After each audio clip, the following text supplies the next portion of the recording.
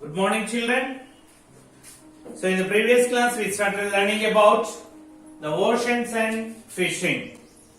In that class, we learned what is an ocean, how many oceans are there, and how many types of movements are there in the ocean water. Yes, what are the relief features of the ocean, and how are the oceans useful to us. All these things we learned in the previous class. In today's class, we'll learn about fishing. In this, in our textbook, we have given a village which depend on fishing, that is Bavanapadu, which is located in Srikakulam in Andhra Pradesh. That is the coastal village. That is a coastal village. So, I say it is a coastal village. What do you mean by the coast? Yes, what is meant by the coast? So, or what do you mean by the coastal line? The area where the land meet the sea or the ocean is called the coastal line. What do you mean by the coastal line? The area where the land meet the sea or the ocean is called the coastal line. Or we can define it as a line that forms the boundary between the land and sea or the ocean is called the coastal line. Okay, do you understand? So, what is the total coastal length of India? What is the total coastal length of India? The total coastal line length of India is 7,516.6 kilometers. 7,516.6 kilometers. That is the total length of the coastal line of India. So, what is the coastal line length of Andhra Pradesh? Okay, length of the coastal line. The length of the coastal line of Andhra Pradesh is 975 kilometers. Okay, do you understand?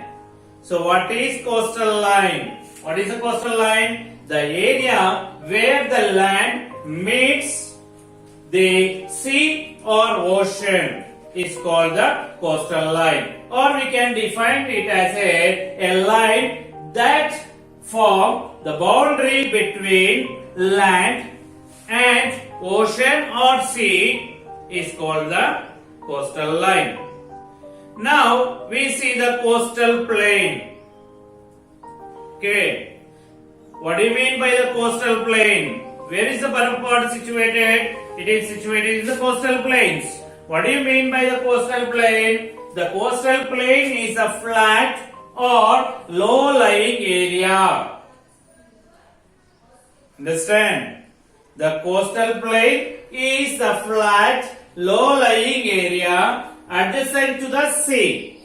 Adjacent to the sea is called the coastal plain. Flat and low-lying area adjacent to the sea is called the coastal plain. Okay, children. Now we enter into the Bavanapadu village. So, in the Bavanapadu village, we have given a family. We have given a story of a family. Whose family that is? That is Appalakonda and Dhanamma. Appalakonda and Dhanamma. This is the fisher's family.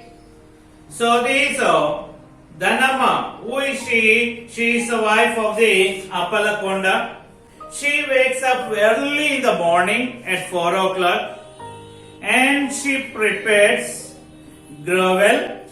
Gruel means ganji, something like ganji. Okay, she prepares gruel, and after that after preparing of the gruel, she makes her husband to wake up. Okay. Then after that, this Appalakonda get ready and takes or eat the gruel which is prepared by his wife, and he get ready to go out for fishing. Okay, children. Before he reaches to the shore, his friends already they wait for this Appalakonda. All these Appalakonda and his friends are very poor. They belong to the poor families. They don't have their own boats. So that is the reason they work on the Tatarau's boat. They work for the Tatarau.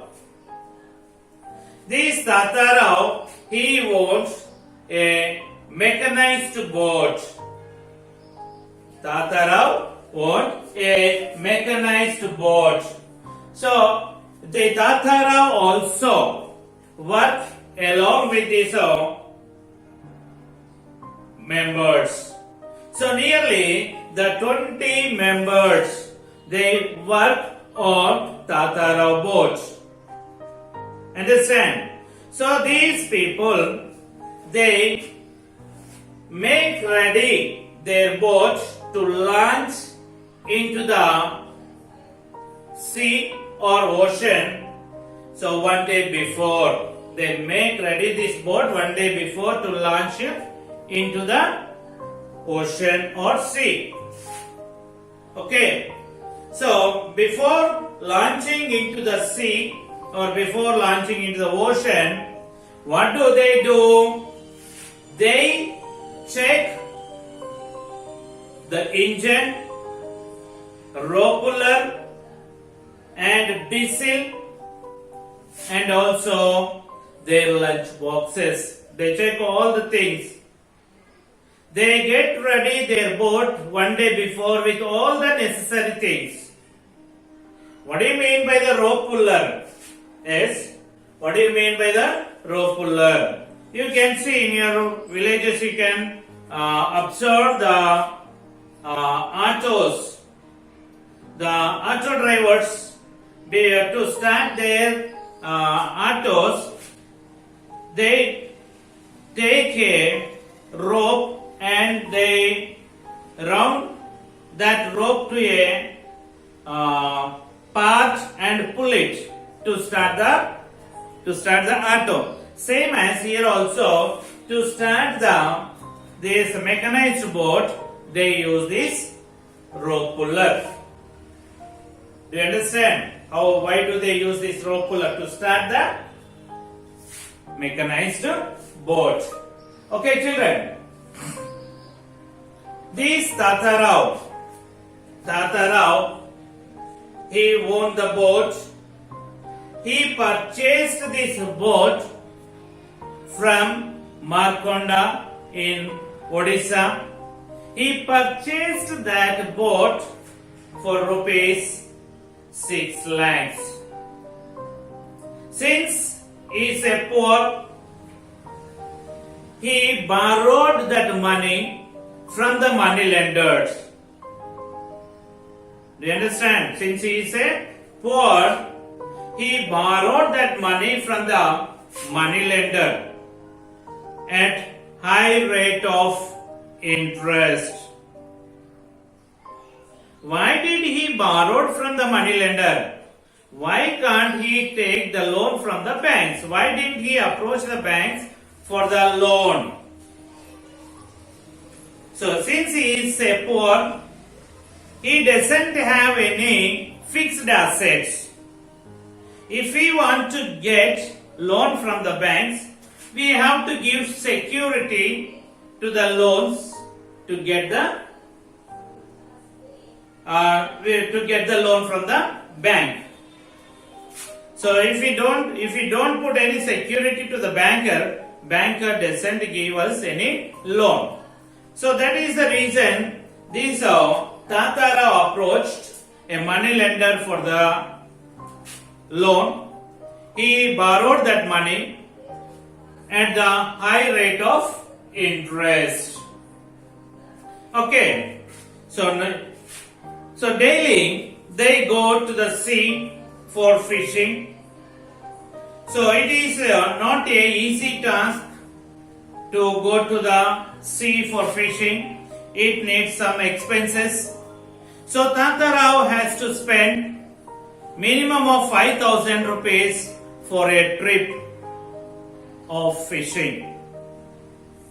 How much he has to spend? 5,000 rupees he has to spend for a trip of fishing. So from where does he get that 5,000 rupees? He gets that money from the middleman. He gets the money from the middleman.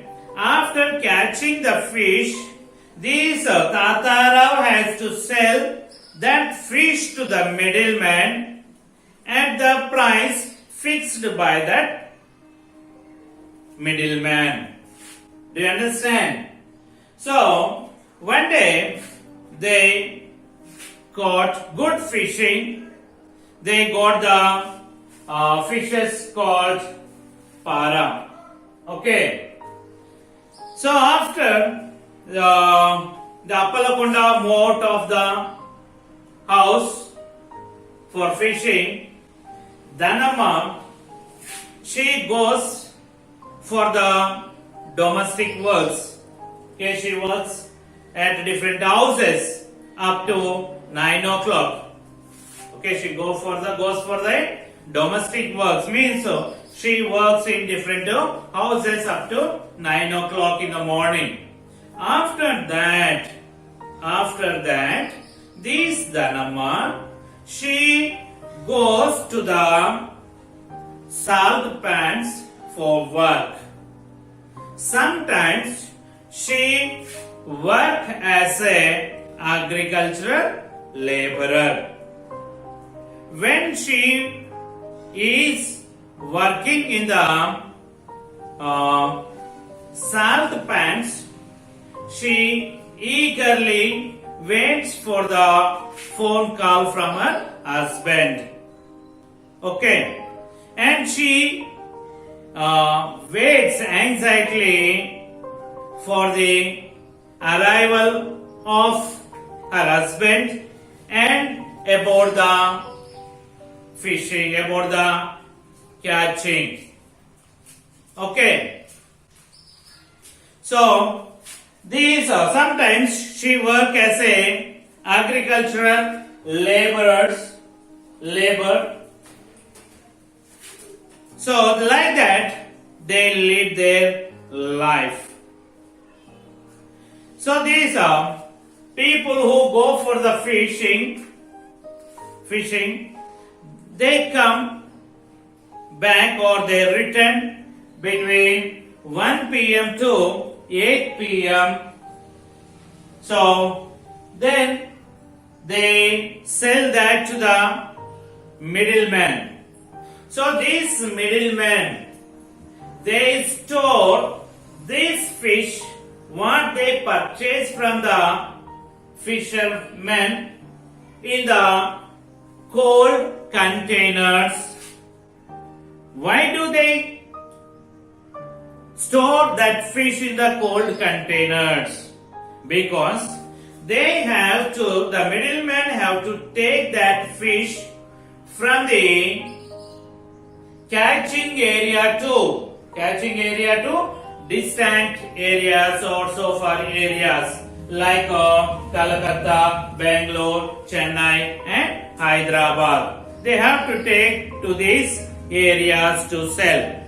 Okay children, here you see that these middlemen, they purchase at lower price from the fishermen and they sell that at higher price and have huge profits.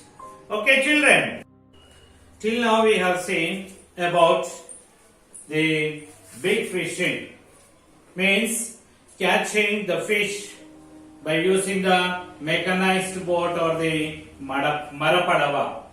So there are some people who depend on the small fishing.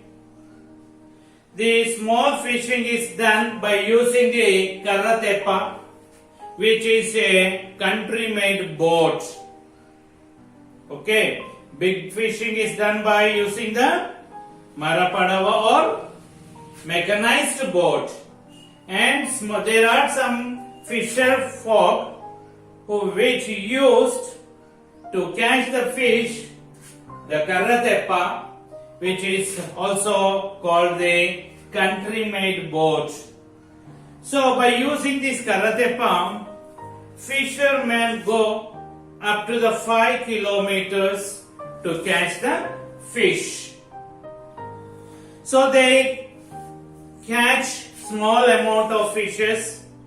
Whatever the fish they catch, whatever the amount they catch the fish, that is sold by the wives of the fishermen, who are also called the Berakatelu. Understand? The wives of the fishermen who sell the fishes are called the Berakatelu. These Berakatelu, they sell the fish in the markets of Naupada, Tekkali, Pundi and Palasa areas. Can you understand who are called the Berakatels? So Berakatelu are the wives of the fishermen who sell the fish their own. Understand? So in the big fishing we have seen that the fishermen they sell to the middleman. Is it? But in the small fishing, the fishermen they sell themselves with the help of their wives, who are called the Berakatyas. Okay, so here you see that when we compare the Marapadava and Karatepa, it is very risky catching the fish by using the Marapadava or the mechanized boat. So it is more risky of life using the Marapadava, because by using the Marapadava, the fishermen they go up to 15 to 25 kilometers. Is it? Sometimes when they go into the sea, sometimes what happens? Suddenly the cyclone may take place. Some problems may arise. So in that situation, the fishermen cannot swim over the shore. Understand? So, and also we can see that we don't find any first aid in the Marapadava, and also we don't find any life jackets to protect them at the time of the danger. So that is the reason we can say that fishing by using the mechanized boat is more risky than the Karatepa. Fishing by using the Karatepa. Understand? Though it is a mechanized boat, Marapadava or mechanized boat, they go deep into the sea. So that is the reason it is very risky for them to, at the time of danger, to swim over the shore. But whereas by using the Karatepa, the fishermen they go up to 5 kilometers. At the time of any risk, they easily can swim over to the shore. Yes. So when they go into the deep, when they go deep into the sea, they board in the boat. They should have the life jackets to protect themselves. But we don't find any life jackets in the Marapadava. So fishing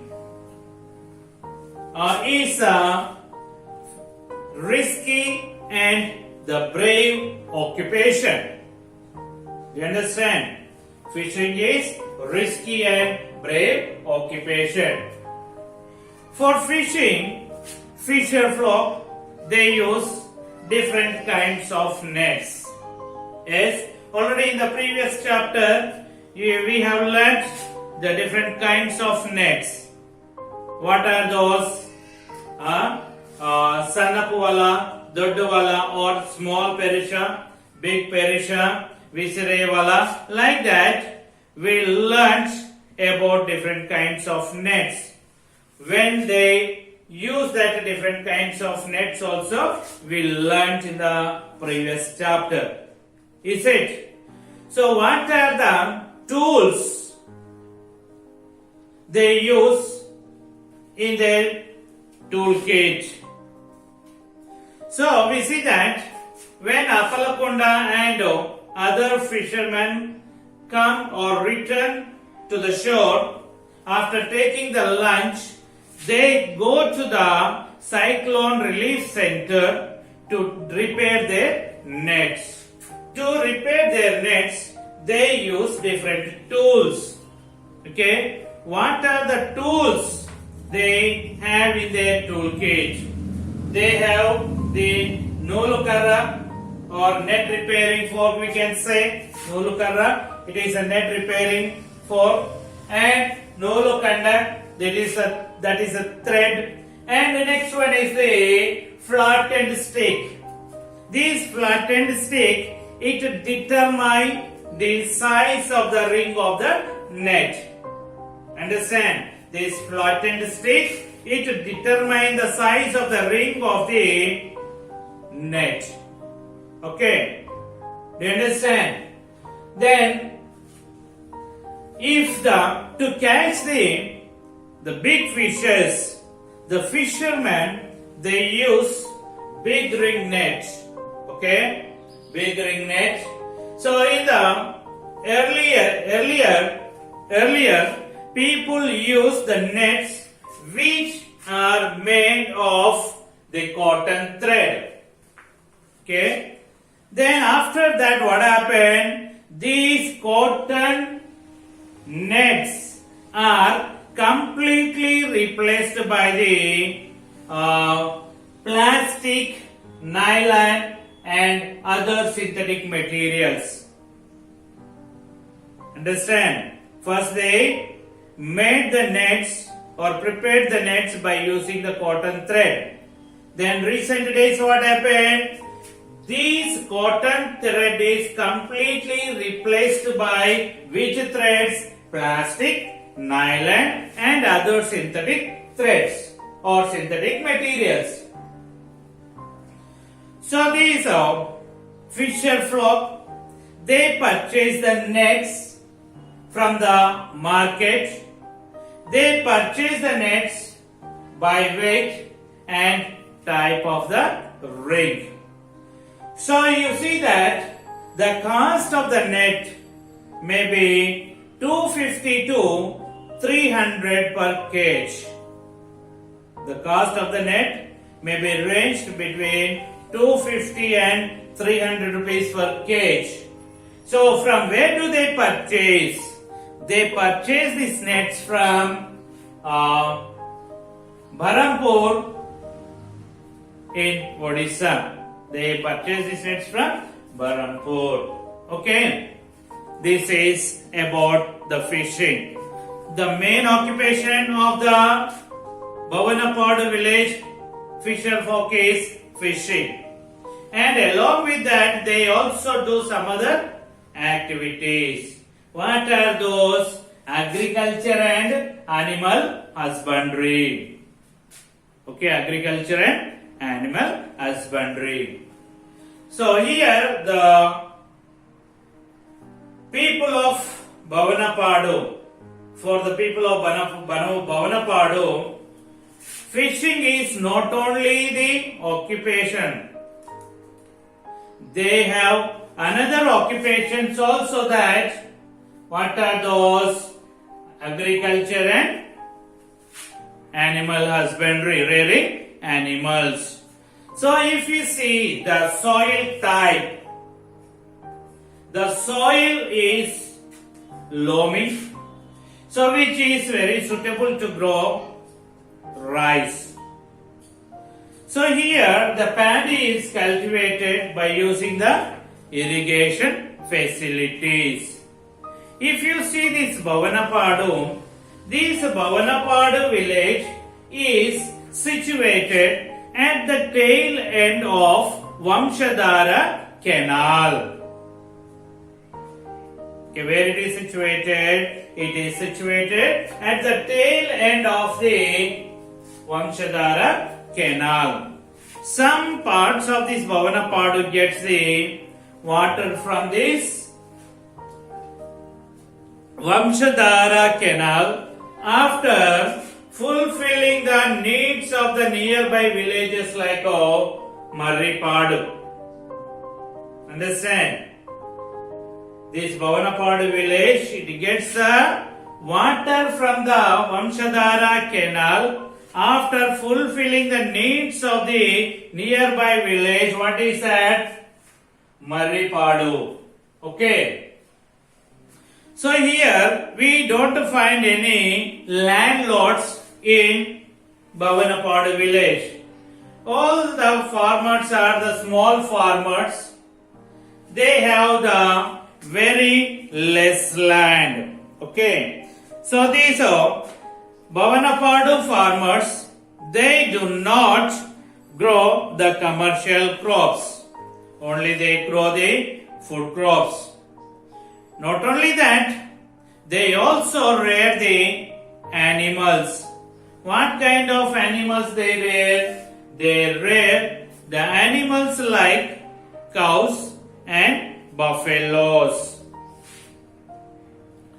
So, whatever the crop they or the rice they produce, that is not sufficient or enough for the people of that village. So that is the reason the people who have the white ration card, they get the rice from the ration shops. Understand?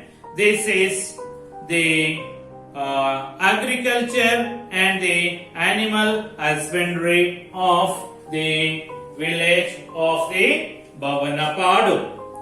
So now we see about the salinity and drinking water. Salinity and drinking. The salinity and the drinking water.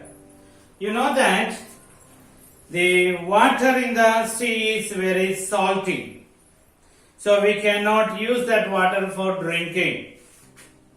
So here the people of Bhavanapadu, what do? They dig the land at the depth of 8 to 10 feet to get the potable water. How much depth do they dig? At the beach, they dig 8 to 10 feet to get the potable water. So what happens? So whatever they dig at the beach, they get dry up in summer. So, though they get the water, first they get one pot of water and they have to wait for an hour to get another pot of water. So, sometimes these women, they walk up to 2 kilometers to fetch the water. So, to overcome this problem, for this village, the government, it sanctioned a protected water project pump. So, that project, it pumped the water to that village, from the nearest village, Surya Manipuram. Okay, to overcome from that problem, the government, it sanctioned to that village a protected water project. Through that project or under that project, the water is pumped to that village from the nearest village, Surya Manipuram. Whatever the water pumped to that village, that will be used to fill the overhead tank. From that tank, the water will be supplied to the village. It is good for sanctioning of the protected water project. So they are facing some hurdles. What are the hurdles that people facing that? So the continuous repair of the pump set, okay, maintenance and cleaning of the overhead tanks. All these hurdles the village people were facing. So now at present, this is not yet working and it stopped working. What is that? The protected water project, it is stopped working. Okay. So now we see about the social life of the people of Bhavanapadu. Okay. So these people, they worship the gods, different gods and goddesses. Mainly they worship the goddesses like Gangama, Gauri and gods like Shiva. Okay, so they perform the pujas for the boats and nets at the time of the festivals. Mainly the people, they celebrate the festival that is the Gauri Purnima. The main festival they celebrate, what is that? Gauri Purnima. So whatever, when they celebrate the festivals, village festivals, they use the fund. What fund? The common good fund is used to celebrate the village festivals. Okay. So there is a open stage in this village. So on that stage, some performances are performed like dramas, burrakathas and harikathas are performed on that stage. So all these activities, what are those? Celebrating the festivals and conducting the performances. All these activities are led by the caste head who is called as Pillas, who are called as Pillas. These Pillas, they determine the customs and traditions of the people. And they also resolve the disputes which rise among the people and they impose the fine. The amount or the money which they collect, that would be added to the common fund. Okay, the amount which would be collected, that would be added to the common good fund. Okay, children, I hope you understood this lesson. So we will meet in the next class with a new lesson. Until then, have a nice day. Bye bye.